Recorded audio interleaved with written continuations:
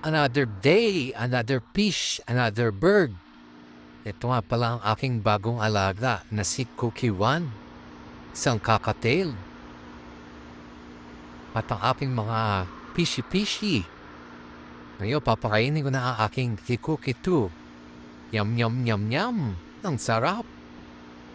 Isa pa nga, yum, yum, yum. Ang sarap. Ito naman, susubukan ko si Cookie One. Medyo manukot. Tingnan natin muna itong mga fishy-fishy at parang gusto nila kumain. Ito na si Cookie One. Papakainin ko na. At parang naiiya pa. Ito na, pero si Cookie Two. Gustong gusto, ito na si Cookie One.